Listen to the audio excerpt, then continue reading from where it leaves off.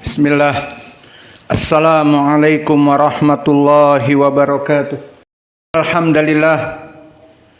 Nahmaduhu wa nasta'inuhu wa nastaghfiruh. Wa na'udzu billahi min syururi anfusina wa min sayyiati a'malina.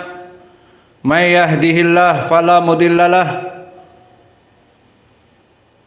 Wa ashhadu an la ilaha illallah wahdahu la syarikalah wa ashhadu anna Muhammadan abduhu wa rasuluh. Ya ayyuhalladzina amanu taqullaha haqqa tuqatih wa la tamutunna illa wa antum muslimun. Ya ayyuhan nasu taqu rabbakumul ladzi khalaqakum min nafsin wahidah wa khalaqa minha zawjaha wa batha minhuma rijalan katsiran wa nisaa wattaqullaha alladzi tasaaluna bihi wal arham innallaha kana 'alaikum raqiba. Ya ayyuhalladzina amanu taqullaha wa qulu qawlan sadida yuslih lakum a'malakum wa yaghfir lakum dzunubakum wa may yuti'illaha wa rasulahu faqad faza fawzan 'azima. Amma ba'd, fa inna asdaqal hadits kitabullah wa khairal huda hadyu Muhammadin sallallahu alaihi wa ala alihi wasallam wa syarrul umur muhdatsatuha fa inna kulla muhdatsatin bid'ah wa kulla bid'atin dhalalah wa kulla dhalalatin finnar. Iyadan billahi minan nar. Sidang Jumat yang berbahagia di Masjid Imam Muqbil Al-Wadi'i di Darmasraya, Sumatera Barat. Pada kesempatan waktu yang singkat ini, khatib ingin menjelaskan penjelasan ataupun syarah dari hadis yang masyhur pada waktu kesempatan sekarang ini yang diriwayatkan oleh Imam Muslim dari Abi Qatadah. Qala Rasulullah sallallahu alaihi wa ala alihi wasallam, siyamu yaumi Arafah ahsibuhu 'ala Allah tukaffiru sanah al-madiyah wa tukaffiru sanah qablahu, tukaffiru sanah qablahu wa tukaffiru sanah ba'dahu. Maka kita akan menjelaskan hadis ini dengan singkat. Pertama, hadal hadis akhrajahu Imam Muslim, bahwa hadis ini dikeluarkan oleh Imam Muslim dan maknanya dikeluarkan oleh Imam Muslim di kitab sahihnya. Maka hadis ini sahih karena Imam Muslim dia adalah Abul Husain Muslim Ibnul Hajjaj An-Naisaburi Al-Qushairi, muridnya dari Imam Al-Bukhari, dan dia menulis kitab Sahih Muslim dengan pensyaratan bahwa hadis-hadis yang di dalamnya adalah hadis yang sahih. Maka hadis ini diriwayatkan oleh Imam Muslim dari sahihnya yang disyaratkan sahih, maka hadis ini adalah hadis yang sahih. Kemudian an Abi Qatadah, siapa sahabat perawi hadis ini? Abu Qatadah dia masyhur dengan kunyahnya seperti para sahabat yang lain seperti Abi Bakar, Abu Umamah, Abu Sa'id Al-Khudri, Abu Razin Al-Uqaili, dan Abu Sa'id Al-Khudri, Abu Musa Al-Asy'ari dan yang lainnya. Maka mereka para sahabat yang kebanyakan masyhur dengan kunyah, apalagi seperti Abu Hurairah, ikhtilaf dari nama. Dan yang rajih siapa? Maka yang rajih seperti disebutkan oleh Al-Imam Az-Zahabi di Siyar A'lamun Nubala, ikhtalafa was-sahih ala An-Nafi' ibni Rib'i. Maka dia bernama An-Nafi' ibnu Rib'i. Maka itulah sahabi Abu Qatadah Nafi' ibnu Rib'i. Dan dia dari mana? Dia dari Al-Ansor, dari kabilah Salamah, dari Bani Khazraj. Dan beliau termasuk sahabi yang kecil. Maka di saat Nabi Muhammad sallallahu alaihi wa ala alihi wasallam datang ke Yathrib, kemudian yang terkenal setelah itu menjadi Madinah, maka beliau dalam keadaan masuk Islam usianya masih kecil. sehingga dia tidak pernah ikut perang Badr. Namun karena usianya masih kecil, namun setelah perang Uhud, maka dia masuk bersama Nabi berperang perang Uhud sampai peperangan berikutnya tidak pernah dia lekang bersama Nabi, terus melaksanakan jihad bersama Nabi. Maka dari keutamaan Abu Qatadah, dia termasuk pemuda yang gagah berani di saat berjihad bersama Nabi. Maka dari keutamaannya diriwayatkan pula oleh Imam Muslim dari Abi Qatadah Al-Ansari itu sendiri, bahwa suatu hari Nabi memujiku.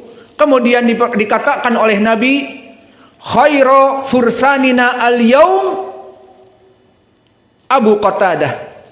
Khairu fursanina al-yaum Abu Qatadah.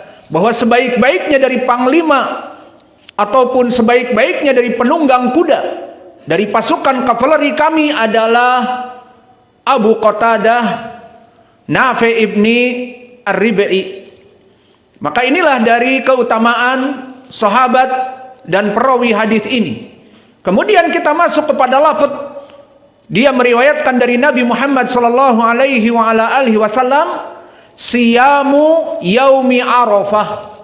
Adapun kalimat siam, maka siam adalah ibadah yang ma'ruf, di mana dia itu menahan makan dan minum dari mulai tulu'il fajr atsani kepada ghurubi syams, yang mana pendalilannya seperti disebutkan di Al-Qur'an, wa kulu washrabu hatta yatabayyana lakum al-khaytul abyad minal khaytil aswadi minal fajri summa atimus siyama ila lail.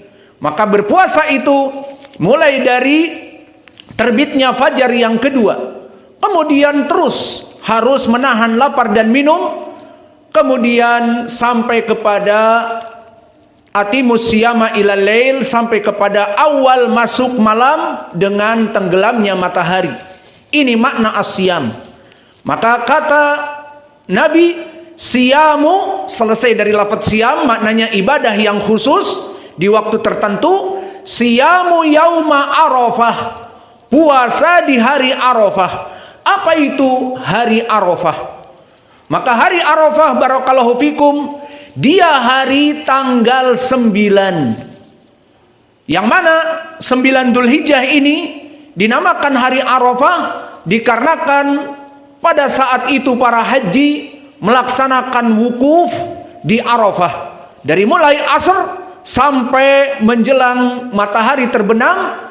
Maka mereka melaksanakan wukuf, melaksanakan berdiri ataupun duduk di Arafah. Dan ini adalah hari Arafah, hari yang agung, yang mana masuk keagungannya kepada 10 awal dari bulan Dzulhijjah. Dan dari keagungannya masuk kepada 10 awal Dzulhijjah disebutkan di dalam hadis yang sering kita ulang dari Ibni Abbas, diriwayatkan oleh Imam Al-Bukhari, dan saya akan membacakan lafaz dari Sunan Abi Daud. Ma min ayamin al-amalu soleh fiha ahabbi ilallah min hadhil ayam al-asr. Tidak ada suatu amalan yang mana amalan itu lebih dicintai oleh Allah dalam 1 tahun 360 hari, kecuali di siang-siangnya ada hari-hari yang sangat dicintai oleh Allah. Amal-amal soleh sangat dicintai oleh Allah. Apa itu? 10 awal dari Dzulhijjah, yang mana kita telah masuk pada hari ini kepada hari yang ke-7. Maka alhamdulillah kita wajib bersyukur kepada Allah, di mana Allah memudahkan pada hari-hari ini kita dimudahkan sholat berjamaah. Seperti setiap hari kita sholat berjamaah, kemudian dimudahkan untuk menuntut ilmu setiap sholat, kemudian dimudahkan di siang-siangnya kita berpuasa, dan sekarang pada hari Jumat ini Allah memudahkan kita untuk membangun masjid di pondok kita Ma'had Mukbil Al-Wadi'i, membangun masjid, yang mana membangun masjid pahala yang sangat besar, seperti di hadis Utsman yang muttafaqun alaih, man bana baitan lillah banallahu mislahu fil jannah. Barang siapa yang membangun rumah untuk ibadah untuk Allah di dunia, Allah akan membangunkan semisalnya di surga. Maka di hadis Utsman ini menjadi pendalilan bahwa membangun masjid adalah amalan ibadah yang agung, dan kita alhamdulillah pada hari yang sangat dicintai oleh Allah, maka Allah memudahkan bagi kita untuk melaksanakan gotong royong membangun rumah Allah. Ini kenikmatan yang Allah berikan kepada kita, karena berapa dari manusia dihalangi dari perbuatan baik ini, tidak melaksanakan sholat berjamaah, apalagi menuntut ilmu, apalagi melaksanakan gotong royong. Maka hanya hati-hati orang yang diberikan taufik, yang bisa dimudahkan oleh Allah untuk menghidupkan hari-hari yang mulia ini dengan melaksanakan ibadah. Dan itu juga bisa dibantu dengan kita berdoa kepada Allah, seperti hadis Mu'ad yang dikeluarkan oleh Abi Daud dan dihasankan oleh Syekh kami Muqbil Al-Wadi'i. Berkata Nabi kepada Mu'ad, "Wahai Mu'ad, u'allimuka kalimat la tada'ahunna fi kulli duburin minas shalah." Wahai Mu'ad, janganlah engkau tinggalkan doa yang agung ini. Maka apa? Kata Nabi, "Allahumma a'inni ala dzikrika wa syukrika wa husni ibadatik." Maka wahai Allah, bantulah aku untuk selalu mengingatmu, dan untuk selalu bersyukur atas nikmatmu, dan selalu beribadah dengan mudah kepadamu. Maka di sini menjadi pendalilan ibadah yang Allah mudahkan kepada kita di 10 awal Dzulhijjah yang agung ini, mulai dari bisa membeli kambing, kemudian melaksanakan gotong royong, melaksanakan sholat Jum'ah, melaksanakan sholat-sholat yang wajib, ditambah menuntut ilmu, menghafal Al-Quran, dan seterusnya. Itu kenikmatan yang wajib kita syukuri. Karena kalau kita tidak mensyukurinya, akan ada azab Allah. Seperti ucapan Allah, "La in syakartum la azidannakum wa la in kafartum inna adzabi lasyadid." Maka seluruh nikmat Allah wajib kalian syukuri, sehingga Allah akan memberikan over and over again, memberikan kenikmatan yang terus melimpah dan tidak terputus. Namun barang siapa yang kufur atas nikmatnya, bisa jadi Allah menurunkan azab. Mungkin Allah di tahun yang akan datang atau di waktu yang depan tidak akan memberikan kemudahan dari kenikmatan bisa beribadah dan berzikir dan bersyukur dan melaksanakan ketaatan kepadanya. Astagfirullah wa atubu ilaih, fastaghfiruh, innallaha ghafurun rahim.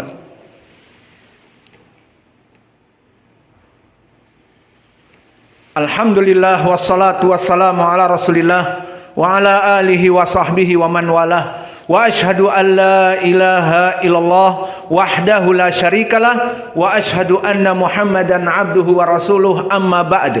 Kembali kepada hadis di mana kita telah menjelaskan hadis ini diriwayatkan oleh Imam Muslim dari sahabat Abi Qatadah Al-Ansari. Kemudian lafaz yang pertama, siyamu yauma Arafah, puasa siyamu yaumi Arafah, puasa di hari Arafah. Telah kami jelaskan tadi, hari Arafah adalah hari dari 10 Dzulhijjah yang dimuliakan oleh Allah, jatuh pada tanggal 9. Maka kapan kita akan melaksanakan puasa itu? Maka kita mengikuti puasa Arafah dan Id sesuai dengan negeri kita, dan ini adalah sunnah. Tidak kita berkiblat kepada negeri-negeri yang lain. Setiap negeri mempunyai pemerintah dan mempunyai keputusan, dan dilaksanakan Id bersama pemerintahnya. Ini adalah sunnah. Telah datang hadis yang diriwayatkan oleh Abi Hurairah dan yang kedua oleh Aisyah. Dari dua hadis ini bisa menjadi sahih li ghairi. Berkata Rasulullah sallallahu alaihi wa ala alihi wasallam, "Sumu yauma yasumunan nas, wa aftiru yauma yuftirunan nas, wadhau yauma yudhahunan nas." Maknanya, wahai kaum muslimin, siapa yang bicara? Nabi kita. Wahai kaum muslimin, puasalah kalian di negeri kalian bersama kaum muslimin dan pemerintahnya. Kemudian, wahai kaum muslimin, berbukalah, maksudnya hari Id, sholat Id dan berbuka dari Ramadan dengan manusia dan pemerintah yang ada di sekitarnya. Dan jadikanlah hari Idul Adha dan otomatis juga puasa Arafah sebelumnya tanggal 9, hari Id tanggal 10 bersama kaum muslimin di negeri kalian. Maka tidak butuh kita melihat kepada Saudiyah, tidak butuh kita melihat kepada negeri Arab yang lain.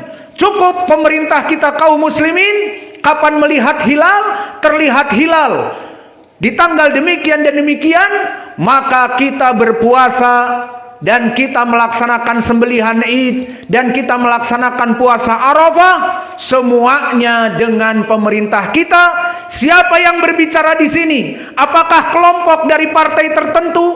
Apakah dari ormas tertentu? Bukan kelompok tertentu, tetapi Nabi yang mengatakan puasa Yaumi Arafah seperti kalian puasa bersama kelompok di negeri kalian, dari pemimpin kalian dan kaum muslimin. Dan sembelihlah sembelihan Idul Adha di hari Id, kalian sholat Id dan menyembelih kapan? Di hari di mana kaum muslimin melaksanakan sholat Id bersama dalam suatu negeri. Maka ini adalah sunnah yang dianjurkan oleh Nabi. Tidak kita takalluf memberatkan diri harus ikut Saudiyah. Mana dalil? Bahkan dengan kita mengikuti Saudiyah misalnya, atau kita dengan mengikuti ormas-ormas yang mengikuti dari negeri-negeri luar, justru menjadikan perpecahan di dalam negeri. Karena hikmah dari hadis ini, kata Nabi, puasalah seperti kaum muslimin di negeri kalian berpuasa. Berbukalah seperti kaum muslimin di antara kalian berbuka, dan menyembelihlah sembelihan dan salat Id bersama kaum muslimin di negeri kalian. Nabi ingin menjadikan seluruh negeri dalam keadaan tidak ada khilaf. Maka jangan berpikir untuk khilaf. Apa yang dikatakan pemerintah kita itu adalah dalil dari Al-Quran. Ati'ullah wa ati'ur rasul wa ulil amri minkum. Kita punya ayat ini juga. Taatilah Allah dan taatilah Rasul dan taatilah pemerintah kalian.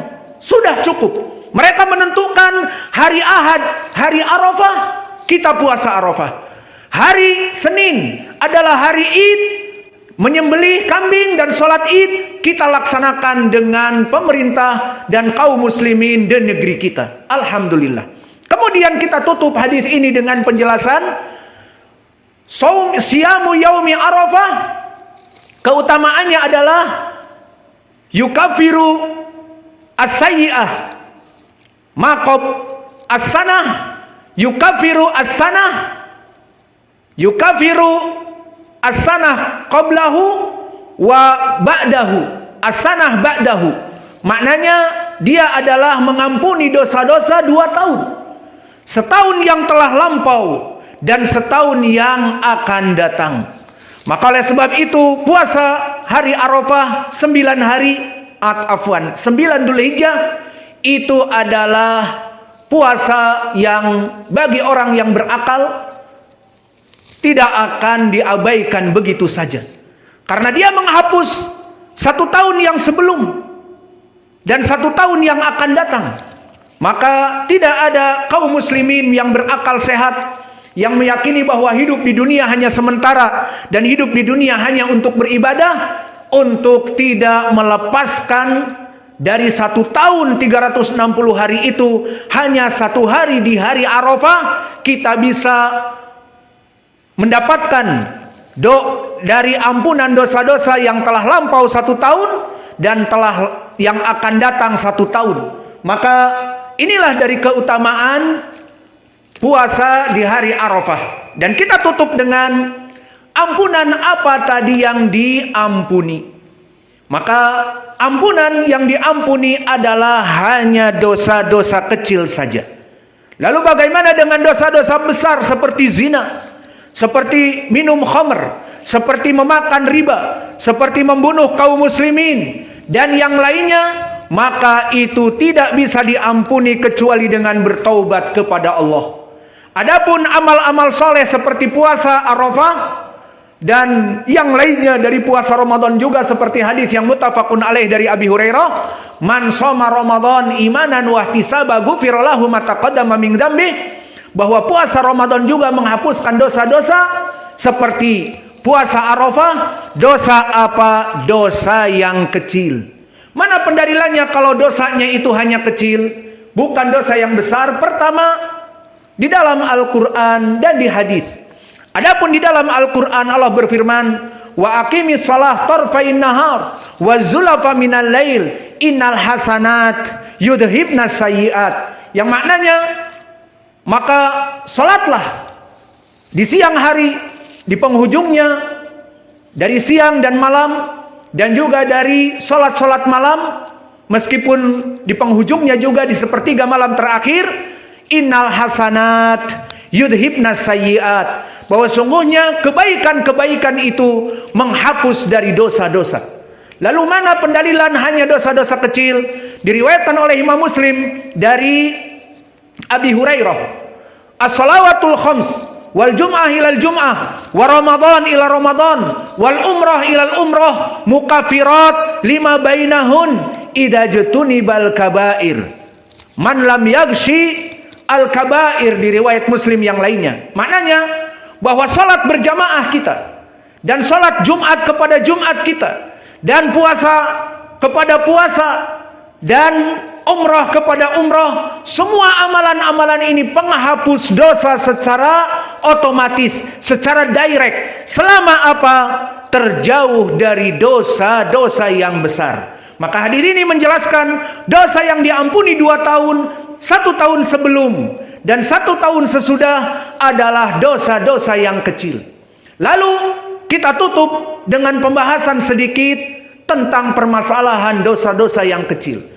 Jangan ada yang mengatakan di antara kita, Allah yang diampuni dari puasa Arafah dan puasa Ramadan hanya dosa-dosa kecil saja, tidak dosa besar. Maka kita katakan awas, jangan ada yang meremehkan dosa-dosa yang kecil. Maka dosa-dosa yang kecil itu akan menjadi besar jika orang yang melaksanakan dosa-dosa kecil ini terus menumpuknya, terus tidak peduli padanya, maka bisa menjadi dosa yang besar. Mana dalilnya? Seperti hadis yang diriwayatkan oleh Imam Ahmad dari Anas ibni Iyad, dari Abu Khazim, dari Sahal ibni Sa'ad. Berkata Rasulullah sallallahu alaihi wa ala alihi wasallam, Iyakum wa muhaqqirati dzunub wa muhaqqirati dzunub. Iyakum wa muhaqqirati dzunub. Hati-hati kalian dari dosa-dosa kecil yang diremehkan. Kaqaumin yadkhulu fi batnil wadi wada yajma'ul hatab wada ya'ti bi'udin hatta dajjat min khubzatihim wa iyyakum wa muhaqqirati dzunub fa inna sahibahu idza akhadahu yuhlikahu. Maka maknanya, hati-hati kalian dari dosa-dosa yang dianggap kecil oleh kalian. Karena dosa-dosa yang kecil itu, jika ditumpuk terus, tidak tobat padanya, akan menjadi dosa besar. Kata Nabi, hati-hati kalian dari dosa-dosa yang kecil, jika ditumpuk seperti kelompok manusia yang bertamasya. Kemudian dia duduk di lembah, semua orang mengumpulkan kayu, meskipun hanya satu potong, di sini satu potong, orang ini satu potong, yang lain satu potong, akhirnya menjadi api yang besar yang bisa mematangkan dari roti-roti mereka dan daging-daging mereka. Maka iyakum wa muhaqqirati dzunub. Setelah itu kata Nabi, karena orang yang tidak peduli dari dosa-dosa yang kecil, maka bisa jadi masuk kepada dosa yang besar. Hadis ini hadis yang sahih. Dan begitu pun di dalam hadis yang diriwayatkan oleh Imam Ahmad juga dari Al-A'mash an Abi Saleh an Abi Hurairah. Maka hadis ini sanadnya sahih pula, di mana Nabi bersabda tentang permasalahan ini, inna syaitan, inna iblis qad aisa an yu'bada fi hadal ard walakinnahu qad radiya bima tastahkirun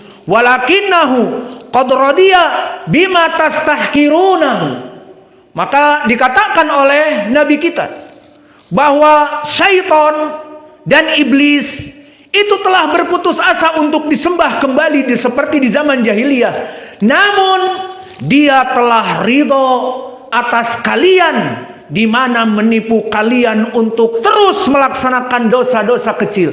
Ini dosa kecil tidak apa-apa. Ini dosa kecil gak apa-apa. Ini dosa kecil gak apa-apa. Maka syaitan menipu kaum muslimin dengan perbuatan dosa-dosa kecil, dianggap enteng oleh kaum muslimin. Dibisikkan oleh syaitan, alah hanya dosa kecil, kan diampuni dengan puasa, kan diampuni dengan sholat. Maka laksanakanlah. Maka dosa-dosa yang kecil yang terus menumpuk, maka dia akan menjadi dosa besar. Maka dari dua hadis ini, tidaklah bagi kita kaum muslimin untuk meremehkan dosa-dosa yang kecil. Kesimpulannya dari hadis Abi Qatadah tadi, bahwa puasa di hari Arafah, puasa 1 hari di tanggal 9 Dzulhijjah yang akan jatuh di hari Ahad, maka marilah kita saudara-saudara untuk berpuasa. Jangan sampai tertinggal, karena puasa hanya 1 hari itu mengampuni, Allah akan mengampuni dosa-dosa kita yang lampau dan yang akan datang. Astaghfirullahaladzim wa atubu ilaih. As'alullahal karim rabbal arsyil adim an yahfadha biladana Indonesia wal Yaman wa Filistin.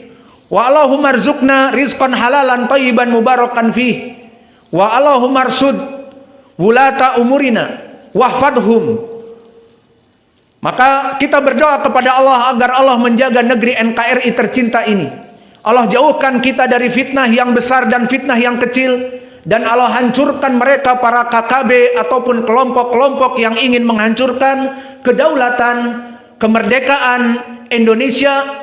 Maka hancurkanlah ya Allah. Dan kami meminta kepadamu ya Allah agar engkau selalu melindungi dan membimbing para pemimpin negeri kami, seperti Pak Jokowi dan para staf kementeriannya, yang mana mereka engkau bimbing ya Allah kepada arah yang lurus dan selalu membuat undang-undang yang sesuai dengan Al-Quran dan Sunnah, sehingga jika para pemimpin kami mengikuti petunjukmu, maka kami sebagai rakyat yang taat kepada pemimpin-pemimpin ini, kami taat dalam keadaan mereka taat kepada Allah. Sehingga jika pemimpin kita taat kepada Allah dan rakyatnya taat kepada Allah, maka engkau akan menjadikan negeri Indonesia negeri gemah ripah loh jinawi, negeri yang jaya raya, kaya raya dan kuat SDM-nya.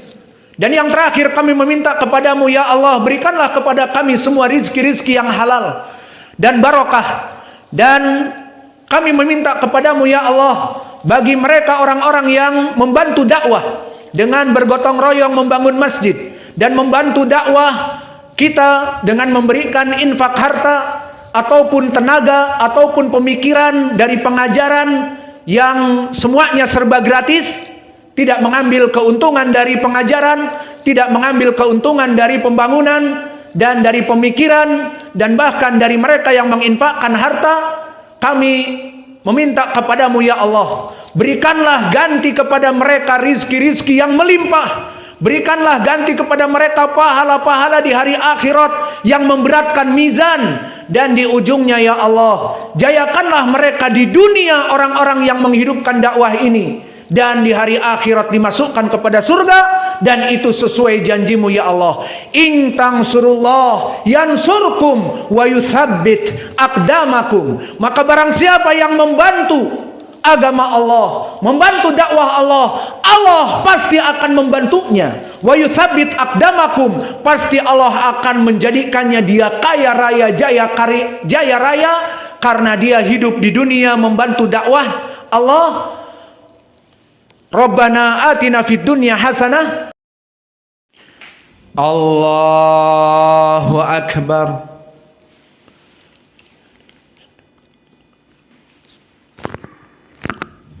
Alhamdulillahi rabbil alamin. Ar-Rahmanir Rahim. Maliki yaumiddin. إياك نعبد وإياك نستعين اهدنا الصراط المستقيم صراط الذين أنعمت عليهم غير المغضوب عليهم ولا الضالين.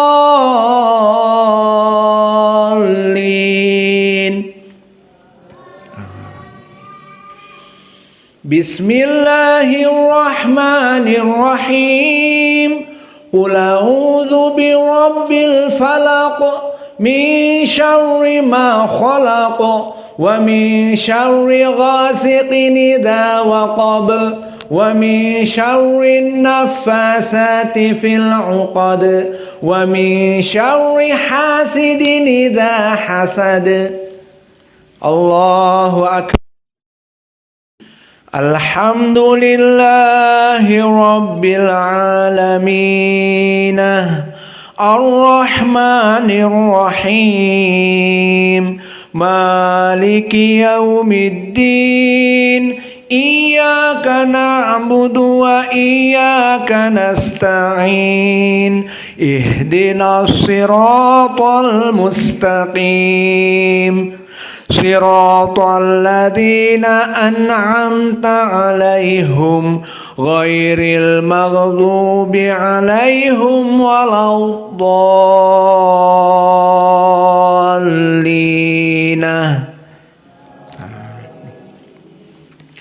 بسم الله الرحمن الرحيم قل أعوذ برب الناس ملك الناس إله الناس من شر الوسواس الخناس الذي يوسوس في صدور الناس من الجنة والناس.